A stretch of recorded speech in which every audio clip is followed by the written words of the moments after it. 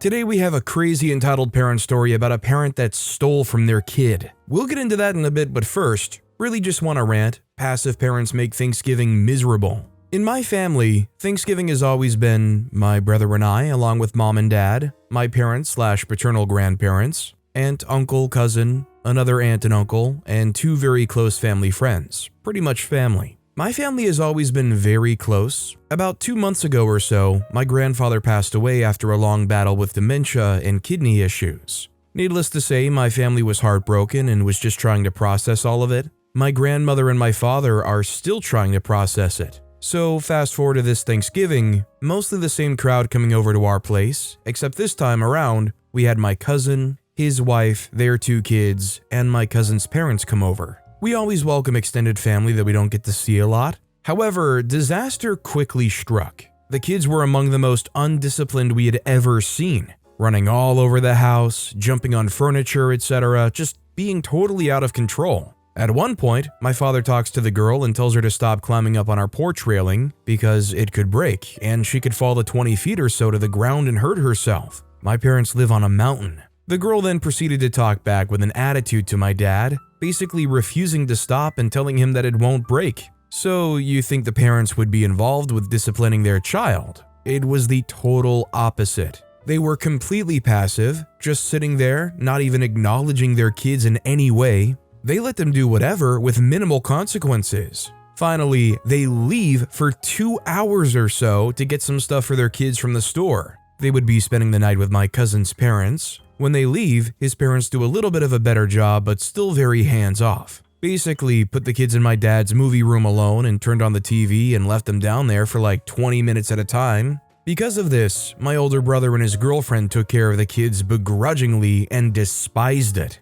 My dad was having to keep a constant eye on them to make sure they didn't break anything. They finally leave and we were exhausted and just frustrated. My mom's parents, who watch these kids all the time, couldn't believe the behavior and lack of discipline from the parents. My dad was super upset. Today, my dad said, "I didn't even get a chance to process our first Thanksgiving without my dad. That really just made my heart hurt. Please discipline your kids." I don't know what it is, but it seems like there's a lot of parents who, when bringing their kids to these get-togethers, seem to treat it as if they're going to get like a day off or that they can pawn them off on somebody else to watch. I mean, I've read countless stories where somebody that goes to these events regularly around family, for some reason, becomes the dedicated babysitter, where they just expect this one person to sacrifice their holiday every time watching everybody else's kids, and they're the ones at fault if something goes wrong with said kids. I mean, I get wanting to take a break sometimes from having to be a parent 24/7, but it's kind of what you signed up for, is it not? Also, hi, I'm Steven, and if you guys enjoy these stories of entitled parents, why not hit those like and subscribe buttons down below? That said, our next story is, Mother lied about having chemo whilst my girlfriend is currently undergoing chemotherapy. I'm 24-year-old female. My mother has lied or exaggerated physical and mental illnesses in the past, and I believe it to be some kind of welfare scheme. It seems like every month or so, she has a new deadly disease and plays it out for sympathy, then it will miraculously disappear, and she'll never mention it again until another disease takes its place. She's also done other things like taking a loan in my name and hiding my mail from me to cover it up. And she used to occasionally give me her own prescribed anxiety drugs to help me calm down when I was going through a depressive state as a teen. They were very strong and would send me to sleep quite quickly. There are other things too, but we don't have all day. So all of this has created a distance in our relationship. However, I never called her out on her bull because she would play the victim and guilt trip me and try to turn the rest of my family against me. So it seemed easier just to play pretend and keep a distance. Well, this was the final straw. My girlfriend was diagnosed with cancer and has been receiving treatment for around 2 months now. It's been crap, to be honest. Now, out of the blue, my mother must have felt like the spotlight wasn't on her and now has lupus. She told my older brother that she needs to have chemo tablets to cure it. Today, I called her out on this and said that I felt very disrespected that she would lie about this considering what my girlfriend is going through. She stated that what she said to my brothers was taken out of context and she meant that there's a similar drug, in a very low dose, in the medication she needs to take and what's in chemo. Even though her exact wording was, "I need to go on chemo tablets, but yeah, okay." She also said she felt hurt that we were gossiping about this amongst ourselves and that she never told me directly anyway, so why should I be hurt by it? She then proceeded to tell me that I have destroyed her and that she is in tears for even bringing this up.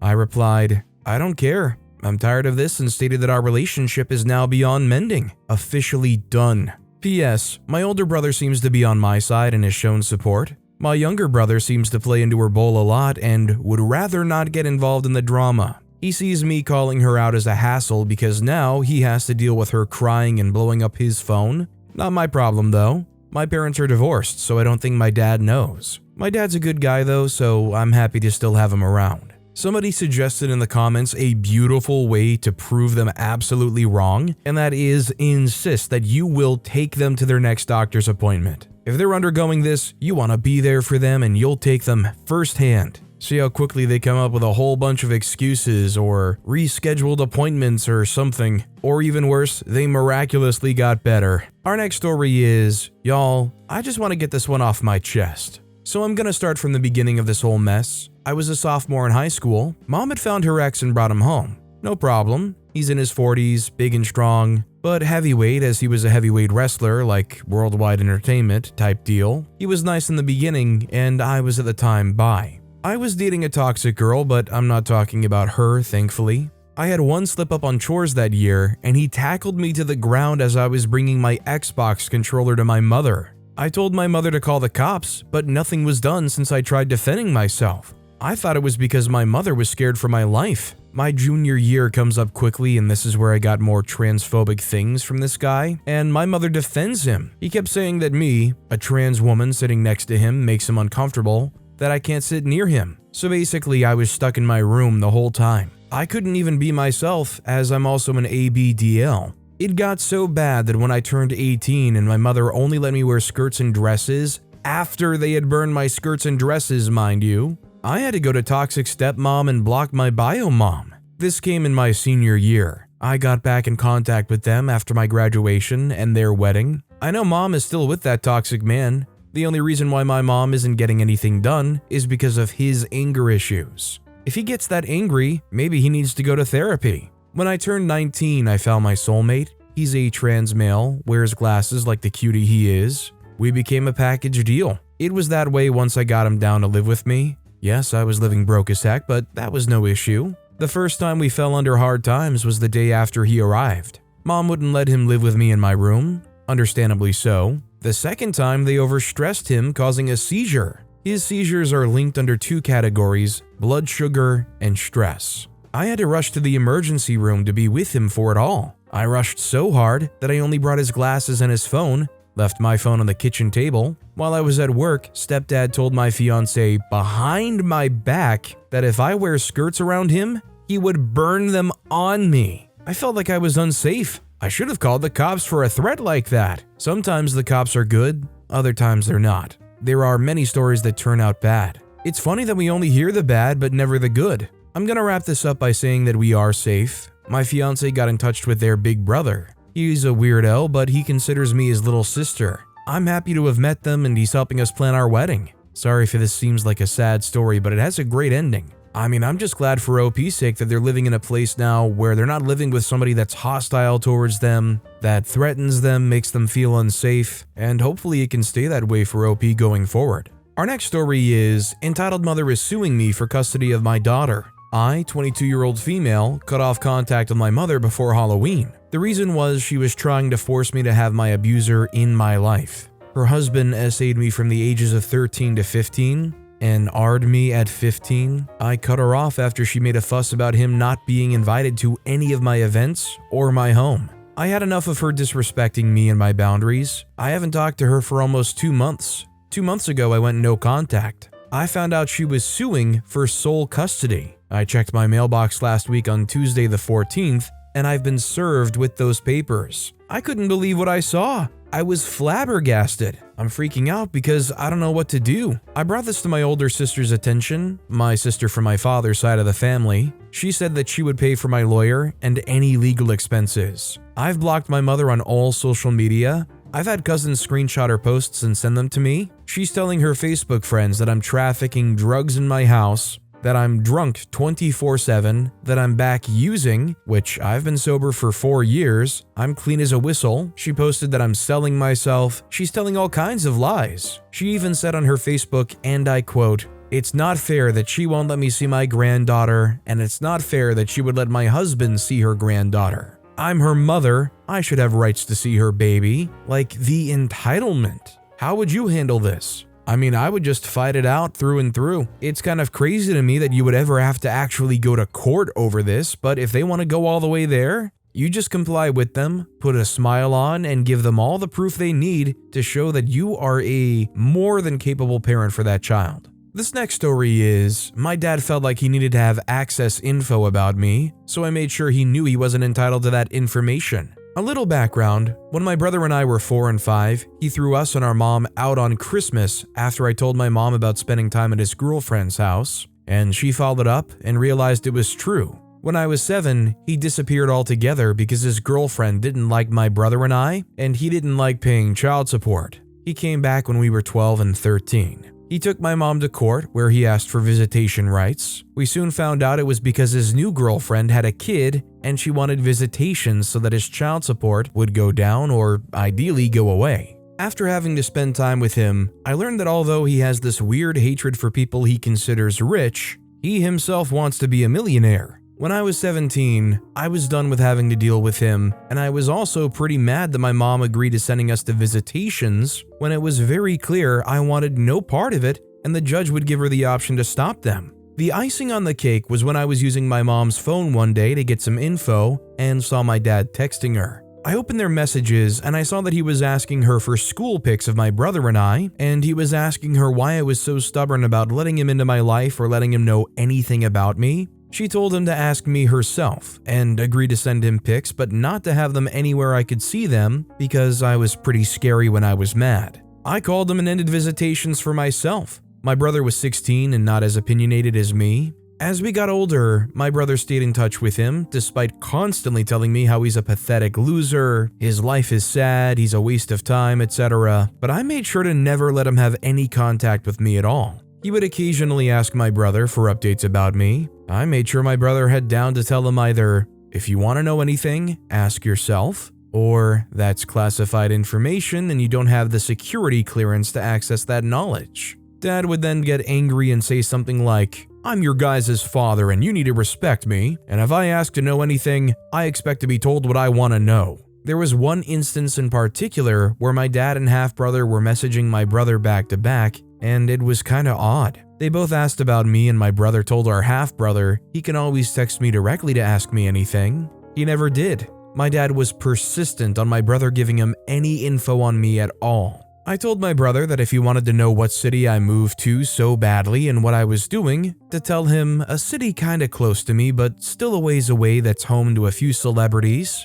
and that I work a job to support my ability to live there. Knowing that my dad hates rich people and that he would look up the city, I knew this was a surefire way to get him to stop asking anything about me. My brother told him, and surely he reacted as predicted, angry, bitter, and jealous, and even uninvited my brother from the weekly dinners they'd apparently been having. I did see my dad at my grandma's, mom's mom, funeral 2 years ago because she wanted him there as one of her last wishes, and both my mom and brother warned him not to try to talk to me. He listened to their warning, but ever since then, my dad has occasionally thrown out that he has baby pics of mine that were thought to have been destroyed when he threw us out. We weren't allowed to take more than what fit into one backpack each. My brother would ask for them, and now my dad responds to him, "You'll be allowed one bad quality picture for every time your brother apologizes to me for shutting me out. One good quality picture for every 10 minutes your brother spends on the phone explaining to me why he felt like he needs to treat me the way he does, and one small album of exact copies you will have to pay to make if your brother agrees to meet with me in person, apologize to me for his disrespect, and tells me how to stay in contact with him because I should be allowed that access." When my brother told my mom and I in a group chat, my mom replied, "I don't need baby pictures that bad, the memories are good enough." And I said, "Dang, sucks you guys won't get to see me as a baby." It's been a little while now since my brother mentioned anything to me, but I know they talk since my mom told me recently that my dad texted my brother on my birthday to wish him a happy birthday. My brother's birthday is 3 days before mine, and my dad has never tried to remember how old we are or what days our birthdays are. At one point, we praised him for getting the week right. Can I just say, there's an absolute high level of respect from me to the brother for being able to respect OP like that, for being able to face all these people that wanted things from OP and saying to them, if you want that, talk to them yourself. I feel like there's a lot of people in that situation that would inevitably cave after some long stretch of time, or just mindlessly say something that they probably shouldn't have. Our next story is, my mom stole from me. Hello, I'm 21, female to male. I'm really ticked off at my entitled mother. For context, when I was 16, 2018, I was pregnant with a SA baby. I was in an abusive relationship with a guy. I had just been abandoned by my family, adoptive, and my adoptive mom had just died a week before. I was being threatened by the state that I'd go into the system because I was a minor. I decided I would live with my mom, who we'll call Chris. Chris lost her parental rights when I was 4 years old for child abuse, her and my father. She claimed that she had to do it because if she didn't, my father would end her. She says she doesn't care about him, but yet she makes every possible instance whenever she sees them to flip him off and make him feel crappy. Chris has also put me in between her petty drama with my stepsister and my stepdad. She would make me text her on her behalf to tell her to leave her alone, but then Chris would go and bother her more and more and more, and then put me in the middle of it. Eventually, my stepdad got tired of it, and while I was living with them, he left. I watched her punch a hole into the wall, sweet-talk the maintenance dude in order to get it fixed for free, and then down an entire small bottle of expired vodka. She has never had her crap together, even though she likes to pretend she does. Now that you have contacts, let's move and flash forward to November 16th. I had texted my mom about if she had liked the Walking Dead games, or Walking Dead at all. Comments on how she doesn't really like the Walking Dead, but then she diverts the conversation into talking about my PlayStation. She said that it's been in the house, that she would sell it for money and then give the money to me. I told her I didn't want her to sell it and I would rather her mail it to me so I could have my PlayStation back. She then tells me that wouldn't be possible because it would cost too much money for her. She then tells me that she had to sell, basically, most of my games that I paid for a new controller for the PlayStation. I told her she had no right to do that because it was my stuff. She then complains about how I left the PlayStation there when I didn't. My worker was supposed to grab all of my things after I was put into placement. The PlayStation was the only thing that wasn't there. I gave up arguing with her and told her fine, whatever, I'll let her sell me the PlayStation for $200. She said that it would take until the next Friday after the Friday coming up for her to pay me, so I said okay and I waited. When that Friday came up and I asked her to pay me, she only paid me $50 and said she has a special account that she has to wait 3 days for the money to register. So I decided to wait again. Today I asked her if she would pay me my $200 because it had been 3 weeks. It's the end of November and she was supposed to have paid me now. She then tells me that, yet again, she can't do it. So I tell her that she was supposed to have paid me already. She goes on a long-winded rant about how the PlayStation has been there since 2018, so it's technically hers now, when that's not true. She then brings up how I didn't leave so gracefully when I got kicked out. She's the one that kicked me out. Also, with everything that I was going through at the time, there was no way that I was going to be Prince Perfect for her. I told her how that was petty to bring that up, and that I was 16 going through a lot at the time. I tell her that she's acting immature, that this whole situation started because she decided that she was entitled to my things just because I wasn't there. She then tells me that I have no right to talk to her like that, when really the only thing I'm doing at this point is trying to hold her accountable for her actions. She didn't even apologize for selling my crap. She didn't tell me tough luck and that she's not sending me the money, that she's not going to talk to me until she's not mad at me anymore as well. This woman is 43 years old. I'm only 21 and yet I have a better moral compass than she does. Plus, I have screenshots of when she agreed to sell my PlayStation and then give me the money for it. By her not giving me the money, she's ultimately stealing from me. I have a mentor from when I was in placement who's studying law and has been for a minute now. Any advice would be recommended and appreciated. How can I get my money? Can I charge her for theft? This is ridiculous. I can't believe I'm actually typing this out. I'll never understand how she could think that just because I'm not there, she has a right to my things, and then lie and say she'll give me money for it. But when I tell her that her actions were immature and bullcrap, she wants to backtrack and be like, never mind, I'm not going to give you crap. A good parent would have held on to their kid's things until their kid got in contact with them to give it back. 100%, she probably already pawned that thing off well before she even mentioned giving you the $200 for it, and probably never ever intended on actually doing anything fair for you. I think you probably could do some kind of small claims court type thing. I think they would be willing to recognize texts as legitimate exchanges and whatnot. But when it comes to a matter of $150, you're probably going to spend about that much, if not more, just on legal and filing fees, let alone the time invested. This next story is, Entitled Parent says I don't spend enough money on her son. For some background, Entitled Parent is my boyfriend's mother. I, 18-year-old non-binary, have been dating my 17-year-old male boyfriend for several months at this point. I'm in college and have a minimum wage job, so I have some money but not a lot. My boyfriend also has a minimum wage job, but he doesn't get much hours as he's still in high school. Throughout the months I've dated my boyfriend, I've paid for both of us 95% of the time. This includes taking him to semi-formal sit-down restaurants that were several $100s a bill, paying for food, paying for tickets to places, etc. I've spent over $800 on him at this point. If you're asking why my boyfriend hasn't spent as much, it's because about 50% of his check is taken away to pay for bills by Entitled Parent. Entitled Parent also won't let him spend any money because he's saving up for something. I get invited to go to a high school dance, not prom, with boyfriend, and I buy a dress for about $70 as my parents offer to pay for my dress. I usually wear suits to events, but something about boyfriend's family told me it would be safer to wear a dress. Boyfriend asks for a picture of dress to match tie with.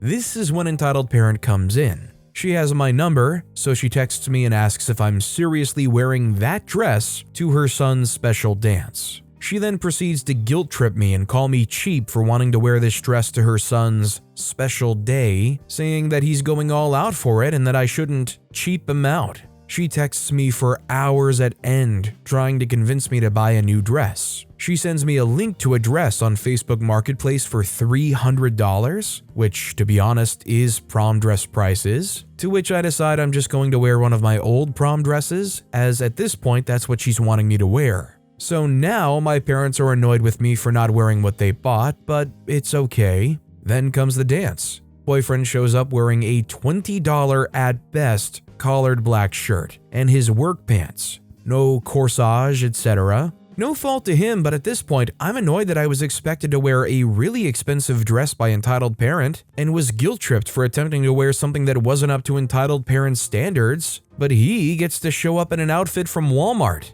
Fast forward a month, I've continued to pay for everything when we go out. Then one night, my boyfriend says over a video call that Entitled Parent thinks I should spend more time on him, and that Entitled Parent thinks that the money situation is uneven, saying that my boyfriend is paid for most things, of which is not true, as I have the bank account history to prove it. Then comes boyfriend's birthday. Me and boyfriend decide we should do something new, and we decide to do something low-key, like go to a local park and have a picnic or something along those lines. Entitled Parent then shuts down this idea to my boyfriend, saying that it's her son's birthday and I should spoil him, and that having a picnic is an excuse to not spend money on her son. Boyfriend is then not able to spend time with me, as none of the ideas that we come up with are good enough for Entitled Parent, meaning that the ideas didn't involve me spending significant money on boyfriend on top of getting him a gift. Entitled Parent then proceeds to frame it as my fault that he wasn't able to spend time with me on his birthday, of which my boyfriend was devastated and was crying the entire day due to. Entitled Parent then proceeds to ask my boyfriend to tell me to apologize to her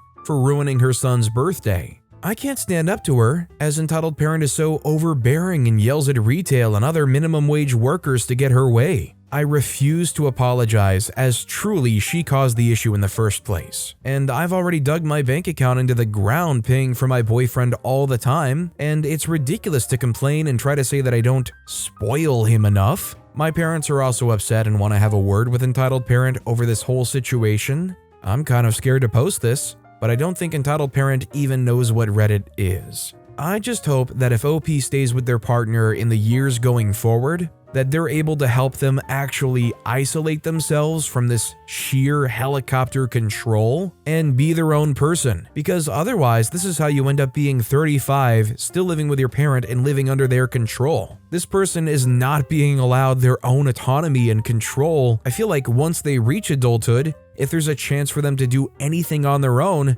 they're probably going to be so stunted and fearful of trying to make their own decisions. Our next story is, you will have the pet you are allergic to. So here's some context. I'm near 16, and for my whole 15 and a half years, I've been allergic to dogs. Meanwhile, my mom asks me, "Can you stay in your room?" All because she wanted a dog, even though I'm allergic to them. I asked, "Why?" She said, "Because I want to get a dog."